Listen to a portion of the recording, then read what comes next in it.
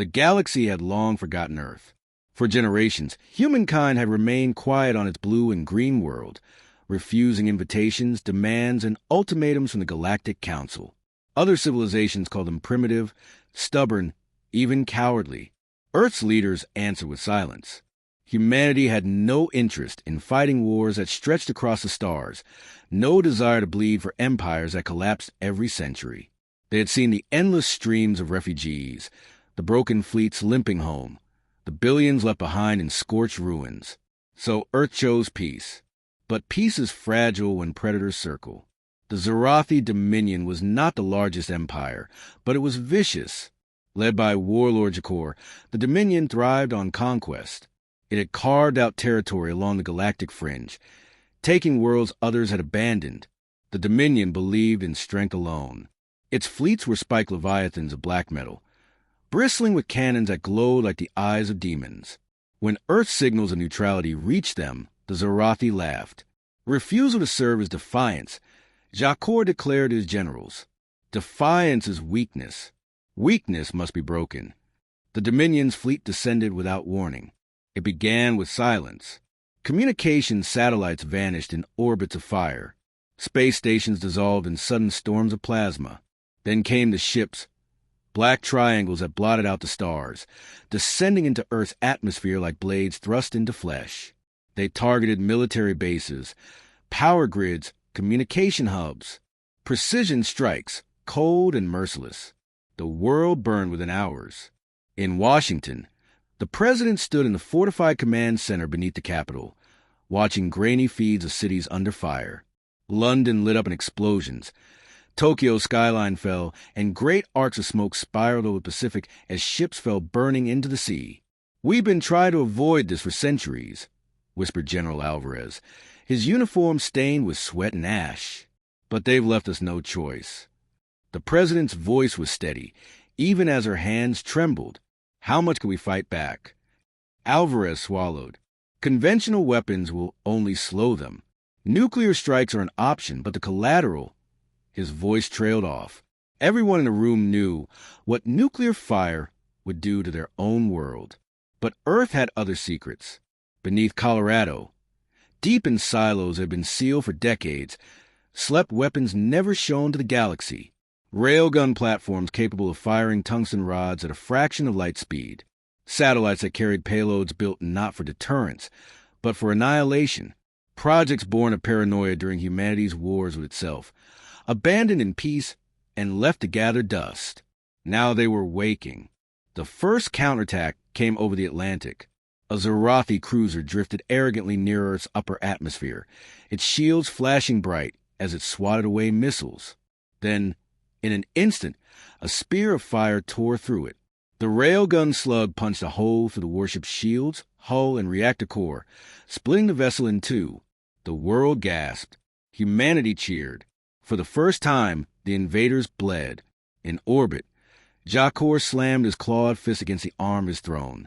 His compound eyes narrowed as he watched the humans strike. Primitive? No, this was not the act of a backward species. This was precision, hidden strength. Find the source, he growled to his lieutenants. Destroy it. Leave nothing standing. Earth did not wait for him. The hidden arsenals roared awake. Dozens of launch silos opened across the planet. Hypersonic missiles streaked into the sky, too fast for Dominion defenses to track.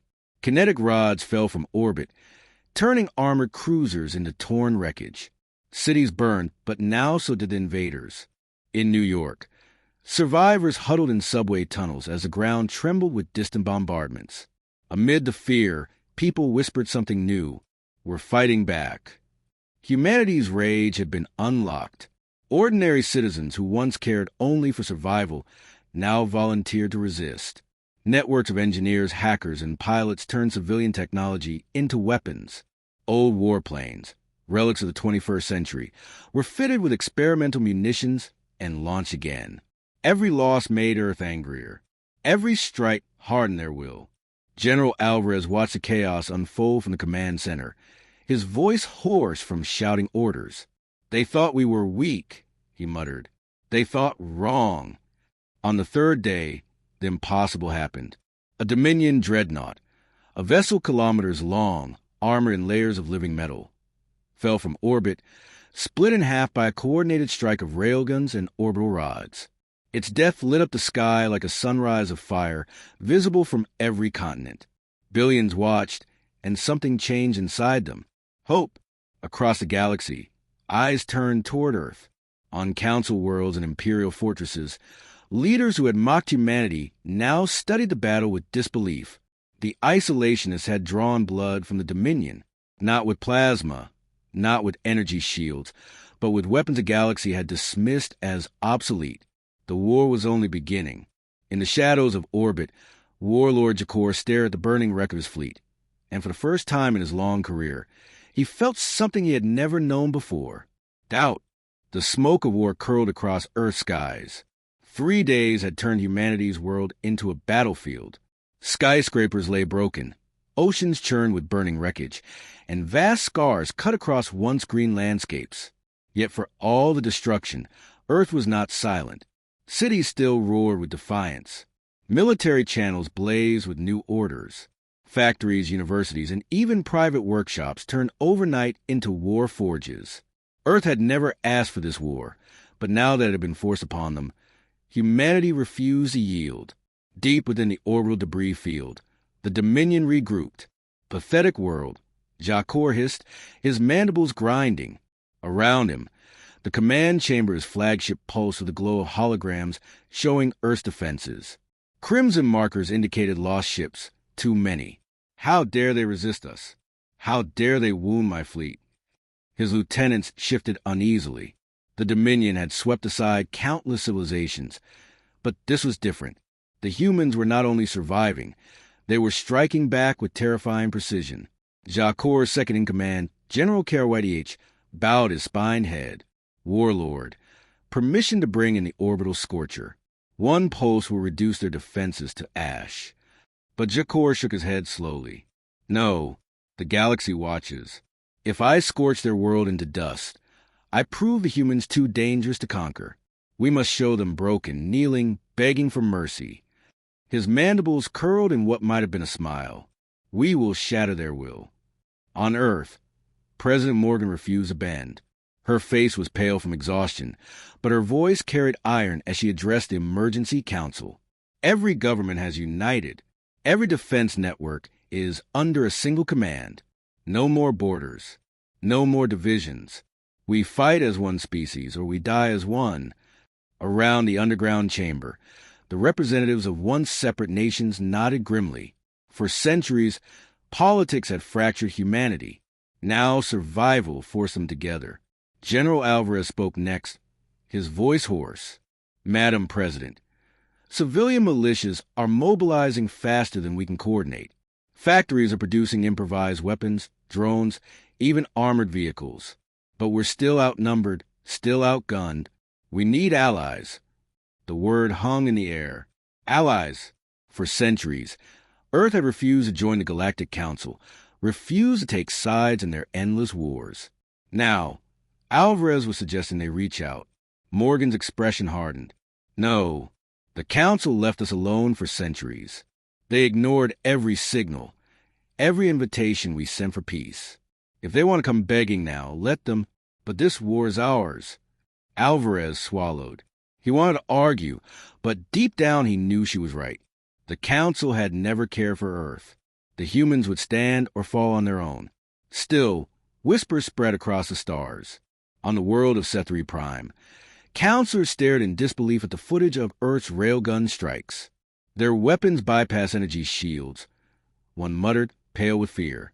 Do you understand what this means? If the humans survive, every empire is vulnerable. On the fortress moons of the Helkari, warlords whispered of opportunity. If the Dominion bled too much against Earth, perhaps it was time to strike the conquerors from behind. The galaxy had dismissed humanity as irrelevant. Now they could not look away. Back on Earth, the fight grew bloodier. In the ruins of Paris, Sergeant Dana Kessler led her squad through streets filled with smoke. Alien drones swept overhead, scanning with beams of violet light. Dana's team huddled in the shadows of a collapsed cathedral, clutching rifles cobbled together from salvaged alien tech. We hit the patrol when it passes a bridge. Dana whispered. No mistakes. No survivors. Her soldiers nodded, faces grim. They were not regular army, not trained for galactic war, just citizens turned fighters. Yet their eyes burned with the same fire. The drones passed and the ambush began.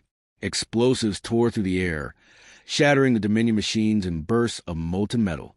Dana's squad charged, bullets and plasma bolts clashing in the ruins. The fight was brutal, desperate, but in minutes the drones lay smoking and humanity stood victorious. In the silence after the firefight, Dana looked toward the gray sky, where burning streaks marked battles in orbit. Her jaw tightened. They thought we'd roll over. They thought wrong. Above, in space, humanity's hidden weapons continued to unleash fury. Orbital defense platforms fired tungsten rods that punched through Dominion cruisers like paper. Experimental railguns mounted on converted cargo ships shredded enemy frigates. Every victory was costly, but every Dominion ship destroyed filled humanity with more resolve. And then came the turning point. On the 5th day of battle, Dominion forces attempted a full-scale ground invasion. Thousands of dropships screamed through the atmosphere, filling the skies with black streaks. They fell toward Earth's largest cities, ready to unleash terror and occupation. But humanity was ready. As the dropships descended, Earth's skies lit up with storms of fire. Modified commercial rockets, hidden anti-air batteries, and even experimental laser arrays fired in unison. The air itself became a killing field. Hundreds of dropships exploded before they ever touched the ground. Those that survived faced hell on Earth. In the streets of Chicago, Dominion soldiers poured from their transports, tall insectoid figures armed with plasma rifles. They expected panic. Instead, they found barricades, sniper nests, and streets laced with mines. The humans fought like demons. A single Dominion squad was pinned down in an alley, plasma bolts sparking uselessly off steel. Then came the roar of an old war machine, an M1 Abrams tank, pulled from a museum and retrofitted with rail munitions. Its cannon fired once, and the Dominion squad ceased to exist. Everywhere they landed, the story was the same. Humanity refused to break. In orbit, Jakor watched in fury as reports flooded in. Dropships lost, soldiers slaughtered, cruisers destroyed. His claws carved deep grooves into his command chair. This world is a plague, he snarled. Every moment we remain, we bleed. General KRYTH dared to speak. Warlord, perhaps it would be wiser to withdraw. Conserve our strength. Strike another day. Jakor turned on him, mandibles flaring. Withdraw? Against primitives? No. I will burn this planet, if I must. I will not return to the Dominion in shame. He rose to his full, towering height, summoned the orbital scorcher, prepared for activation. If Earth will not kneel, then Earth will burn. Far below, humanity continued to fight, unaware of the storm about to fall upon them. And yet, in bunkers, in factories, in shattered cities, a single truth echoed across every human heart. If this was their end, they would drag the invaders into the fire with them. The orbital scorcher was a weapon of fear. It hung in space like a blackened sun, a vast sphere bristling with spines of energy. Inside its core, reactors churned with unstable plasma, designed to channel destruction into a single pulse. The Dominion had used it only twice before, wiping entire continents clean in moments.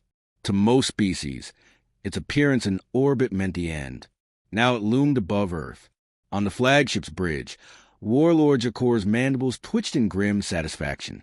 They resist like cornered beasts, he growled, but beasts are still prey. The Scorcher will break them. Their hope will die in fire. General KRYTH's compound eyes flickered nervously. The galaxy watches, my lord. To use the Scorcher here. Enough, Jakor hissed, his claws tightening. I will show them that no one defies the Dominion. Across Earth, human eyes turned upward as strange shadows passed over the sky. Amateur astronomers were the first to spot it, a massive construct aligning above the planet, glowing like a storm about to break. Warning spread quickly. Soon, every government bunker and every civilian shelter knew the truth. Something worse than orbital bombardment was coming. In the command center beneath Washington, alarm screamed. Energy readings spiking, a technician shouted. The weapons charging, projected discharge in 2 hours. President Morgan's face tightened. Options? General Alvarez leaned over the table, jaw clenched. Conventional strikes won't touch it. That thing was built to survive anything short of planetary destruction. But he hesitated. We might have one chance. All eyes turned to him. The Artemis array. Alvarez continued. A deep space experiment. Prototype solar collectors in lunar orbit. Never weaponized, never tested. But if we overload the systems, we might channel enough energy into a directed burst. The president frowned.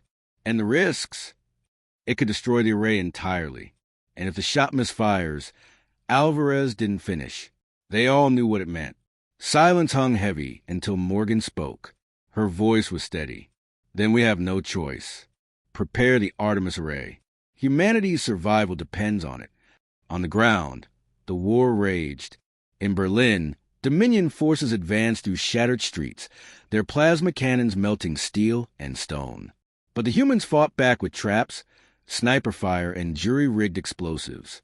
A subway train, packed with explosives, derailed beneath an alien column, engulfing it in flame. In Sao Paulo, civilians turned skyscrapers into fortresses, their rooftops bristling with scavenged railguns. Dominion soldiers tried to storm the towers, but were cut down floor by floor. In Nairobi, engineers hijacked Dominion drones and turned them against their masters. Swarms of machines filled the skies, hunting alien soldiers with surgical precision. Everywhere humanity bled, but so did the invaders. Sergeant Dana Kessler and her squad were among those still fighting in Paris. They moved through rubble with grim determination, ambushing Dominion patrols and salvaging weapons. Dana's rifle was a patchwork of human steel and alien crystal, firing projectiles wrapped in plasma fields. As her squad rested in the ruins of a collapsed museum, one of her soldiers, Private Ortiz, spoke. "Sarge, why do they hate us so much? We never wanted this fight." Dana looked out over the smoking city. Her face was streaked with dirt and ash, her eyes hard. "Because we said no. We refused to bow. To them, that's unforgivable." Her words lingered as distant thunder shook the sky, not from storm clouds, but from the scorcher beginning to charge.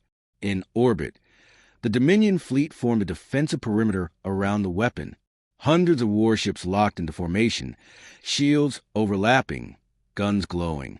They expected a desperate human strike, and they were ready. What they didn't expect was silence. For nearly an hour, Earth launched nothing. No missiles, no railgun slugs, no desperate charges. From Jacquard's perspective, it seemed as though humanity had finally realized the futility of resistance. "See how they cower," he hissed. "Even their fire is burned out." But far below, deep in control rooms buried under the lunar surface, engineers worked frantically. The Artemis array, dozens of vast solar collectors once intended to power interplanetary travel, now glowed with dangerous energy. Circuits screamed, conduits overheated, and systems buckled under the strain. Dr. Eleanor Price, the project's lead scientist, stood at the center of the chaos. Sweat poured down her face as she barked orders. Reroute power from sections 3 through 7.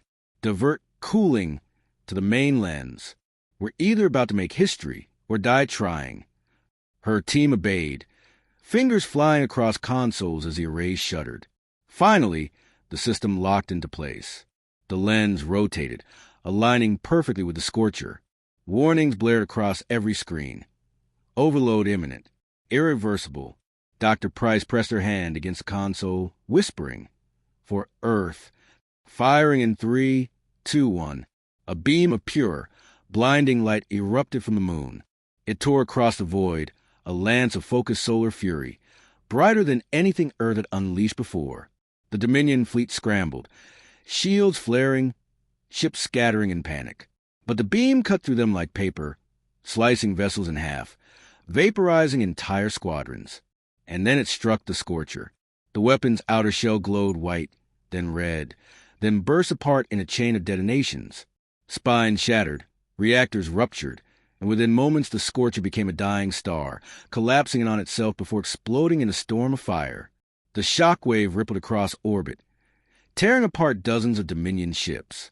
Earth's skies lit up as fragments burned in the atmosphere, streaking like meteors. For a moment, silence reigned. Then humanity roared. From bunkers, from battlefields, from shattered cities, a single cry rose. They did it! We destroyed it! In the flagship, Jacor's compound eyes widened with fury. His claws tore through the console as alarm shrieked. Impossible, he growled. They cannot defeat us. General KRYTH's voice shook. Warlord, our losses are catastrophic. The fleet is in chaos. We must retreat. Jacor turned on him with blazing hatred. Retreat, and the galaxy will see weakness. No, we will crush them, Scorcher or no Scorcher. Ready the dreadnoughts. Prepare the ground legions. I will grind this world into dust myself. Yet even as he spoke, doubt gnawed at him. Humanity had destroyed the Dominion's greatest weapon. Against all reason, against all odds, Earth still stood, and the galaxy was watching. On distant worlds, counselors, warlords, and emperors received the news with shock. The humans had faced the Dominion's ultimate terror and lived. Whispers spread like wildfire. Perhaps Earth was not weak. Perhaps Earth was not irrelevant. Perhaps Earth was a storm the galaxy had never expected. But for those still fighting in the ruins of their cities, the war was not over. Sergeant Dana Kessler looked to the sky as burning fragments fell like rain. Her squad cheered, their voices hoarse with joy. But Dana only tightened her grip on her weapon. This isn't finished, she said quietly. They'll come back. Harder, stronger, and we'll be waiting. The Dominion did not retreat. Despite the destruction of the Scorcher, despite the shattered fleets burning in orbit, Warlord Jacor refused to abandon Earth. His pride demanded victory, and his fury demanded blood. To withdraw would be humiliation. To persist was madness. And yet, for Jacor, there was no other path. Deploy the dreadnoughts, he snarled. Every ground legion, every war machine, every drone. We will crush them under the weight of our numbers. I will see their cities ground to dust. General KRYTH hesitated, but obeyed. Moments later, the skies filled again. From orbit, vast dreadnoughts descended, massive, bristling warships designed for planetary sieges. Their shadows stretched across continents as swarms of landing craft broke away from their hulls, filling the atmosphere with black rain. On Earth, alarms blared anew. The command center in Washington erupted in chaos. They're coming in force this time, a technician shouted. Full planetary invasion. General Alvarez slammed his fist against the table. So, be it. If they want our cities, they'll choke on them. President Morgan's voice cut through the noise. Then we fight them street by street, house by house, until nothing is left to give. The invasion began in Asia. Billions watched in horror as Dominion dreadnoughts unleashed their fury. Plasma bombardments turned entire districts into molten glass. Columns of alien armor, spike crawlers with cannons the size of buildings, surged through the wreckage. Legions of Dominion soldiers advanced in disciplined ranks, their insectoid forms gleaming under the fires of war. But humanity did not break. In Beijing, entire neighborhoods rose in rebellion. Civilians armed with scavenged rifles and stolen plasma weapons turned apartments into fortresses. Dominion soldiers who expected terror found ambushes waiting in every alley. In Mumbai, engineers sabotaged the power grid, plunging the city into darkness just as Dominion forces advanced. In the pitch black, human fighters struck like ghosts, vanishing before the invaders could react. In Moscow, a coalition of soldiers and civilians lured Dominion crawlers into the ruins of Red Square, where hidden railgun batteries obliterated them in thunderous strikes. Everywhere, humanity resisted. Sergeant Dana Kessler fought in Paris still, her squad now hardened by days of endless combat. Dominion dreadnoughts hovered above, their guns tearing craters into the city. But the humans would not yield.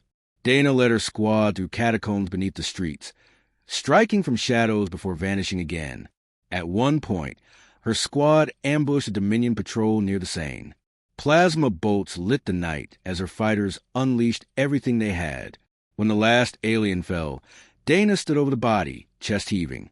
"They keep coming," Private Ortiz muttered. "No matter how many we kill." Dana looked toward the sky, where dreadnoughts burned with cruel light. Her jaw tightened. "Then we kill more, until they remember why they should fear us." But humanity's courage alone would not be enough. In lunar orbit, the Artemis array lay in ruins, its collectors burned out from the overload. Railgun platforms on Earth's surface were running out of ammunition. Supply chains were breaking. Civilian militias were brave but fragile, stretched thin by exhaustion and loss.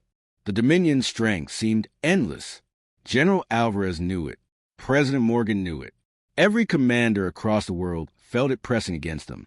Unless something changed, humanity could not endure forever. Then came an unexpected voice. A transmission crackled across secure channels, not from Earth, but from the stars. "This is Counselor Valen of the Setheri Council. To the leaders of Earth, we have seen your struggle. We have witnessed the Dominion bleed against you.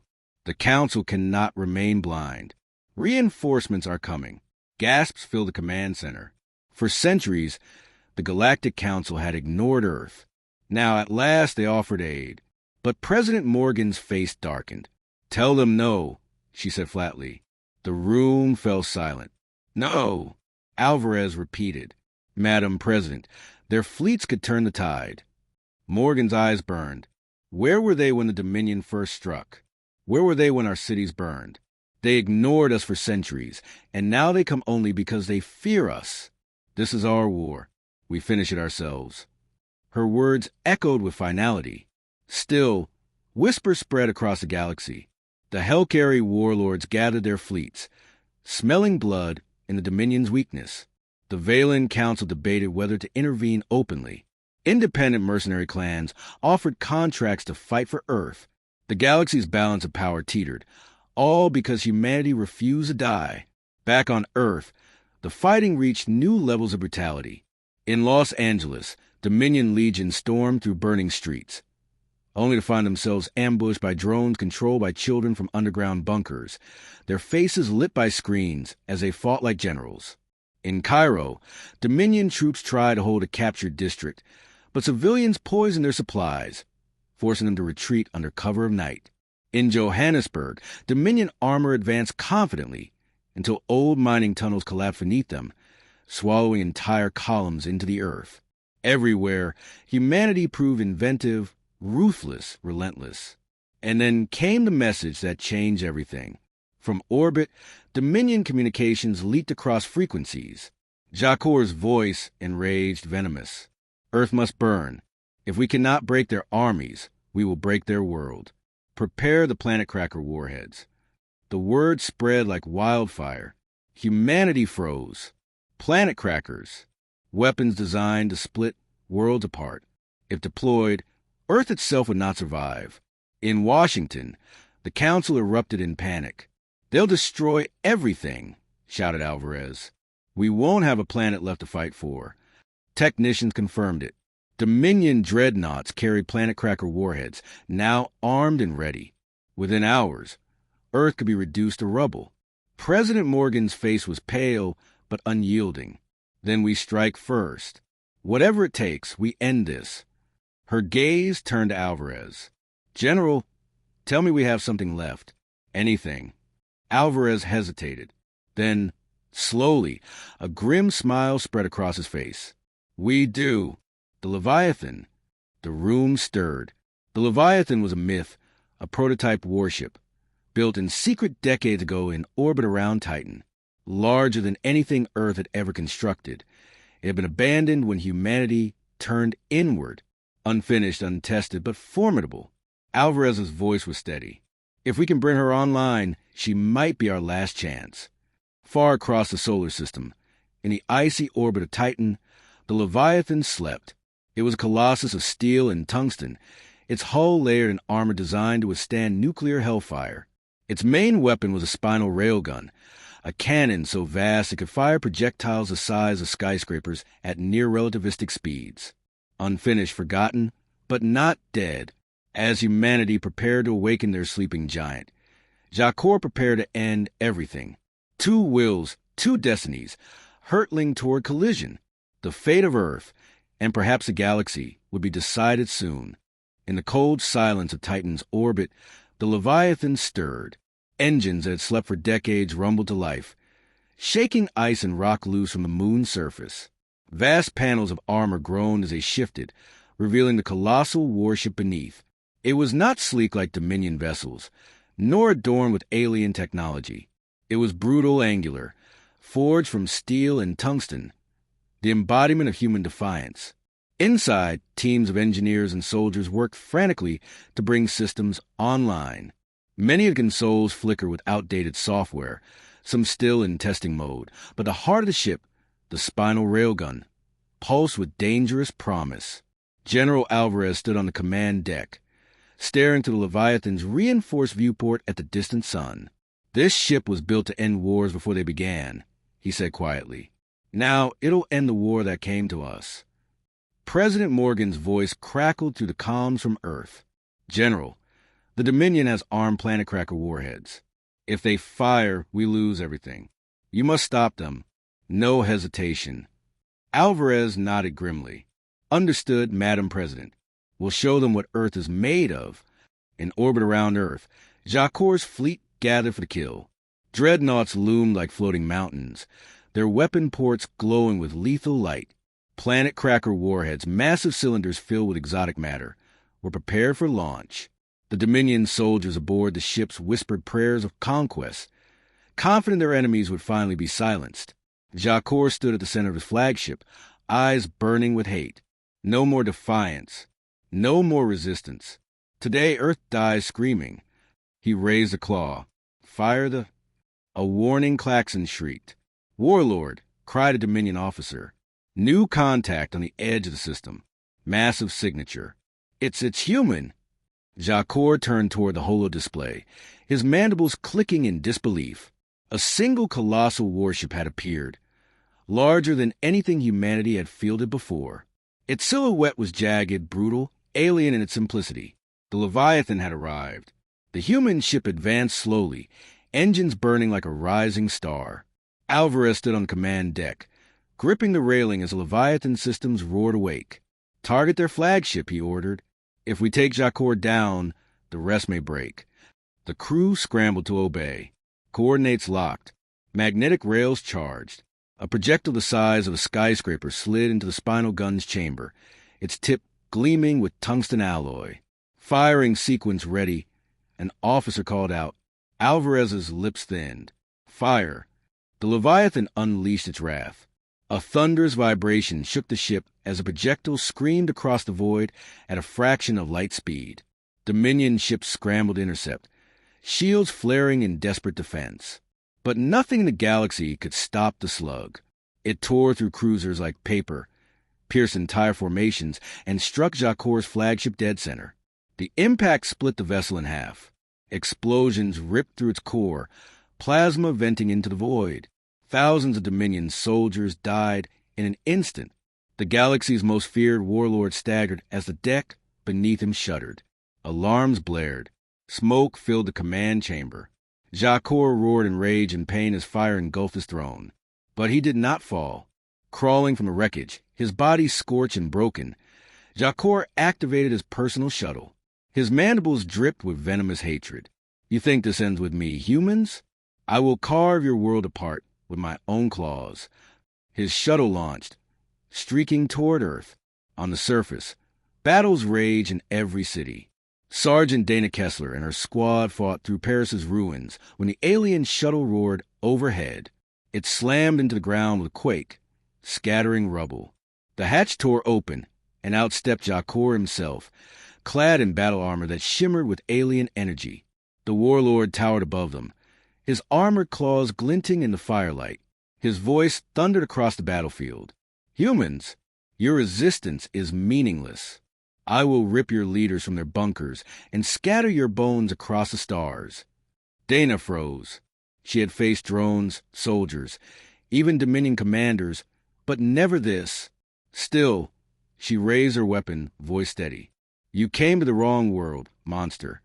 Her squad opened fire. Bullets and plasma bolts slammed into Jacor's armor, sparking and hissing. The warlord staggered but did not fall. With a roar, he charged, swatting fighters aside with terrifying strength. Dana dug behind rubble, her heart hammering. Ortiz screamed as he was thrown against the wall, bone shattering. Another soldier was impaled by Jacor's claws. The warlord's eyes locked on Dana. You dare defy me, insect? Dana gritted her teeth. No, I fight for Earth. She hurled a scavenged plasma charge at his chest. It detonated in a burst of light, blasting him backward. His armor cracked, exposing raw, bleeding flesh. Jacor roared in agony, staggering but still alive. His claw lashed out, pinning Dana against the rubble. She gasped as the crushing pressure threatened to snap her ribs. Then the sky itself screamed. Another projectile from the Leviathan streaked through the atmosphere, striking a Dominion dreadnought above. The resulting explosion cascaded across the fleet, fire lighting the heavens. Jacor faltered, momentarily distracted. Dana seized her chance. With a snarl, she drove her plasma rifle bayonet into the warlord's exposed chest. The blade sank deep. Jacor's mandibles clicked wildly, his compound eyes dimming. Impossible, he rasped. You are nothing. Dana twisted the blade. We're human. The warlord collapsed, crashing into the rubble with a final, shuddering roar. His body lay still. Across orbit, Dominion forces faltered, leaderless, bleeding from catastrophic losses. Their fleets broke. Some ships fled into the void. Others surrendered. For the first time in its history, the Dominion was defeated. On Earth, cheers erupted. Survivors wept and embraced amid the ruins. Soldiers raised their weapons in triumph. The war was not without cost. Cities lay in ashes, millions were dead, scars would remain for generations. But Earth still stood. In Washington, President Morgan addressed the world through surviving communication networks. Her face was weary but resolute. Today, we prove that humanity will not kneel. We stood against the Dominion, alone, and we did not break. The galaxy has seen our strength. And to those who would threaten us in the future, remember this: Earth may choose peace. But if you come to our world with fire and chains, we will show you war. Far across the galaxy, leaders trembled. The Galactic Council, once dismissive of humanity, now scrambled to reconsider. The Hellcarry warlords whispered of alliances. Mercenaries pledged their services to Earth. Some sought friendship. Others feared reprisal. But all recognized the same truth. Earth had refused to join the galaxy's endless wars. Until the galaxy brought war to Earth. Now, every starfaring civilization will remember the day the Dominion bled on humanity's doorstep. And they would never again mistake Earth for weak. Sergeant Dana Kessler stood among the ruins of Paris, staring at the dawn breaking over the battlefield. Her squad was gone, her body was scarred, but her spirit was unbroken. We survived, she whispered to the rising sun. We endured, and we'll never be the same. Above her, the Leviathan drifted silently in orbit, Earth's guardian and warning alike. Humanity had been forced into the war. And now the galaxy would never forget the price of underestimating them.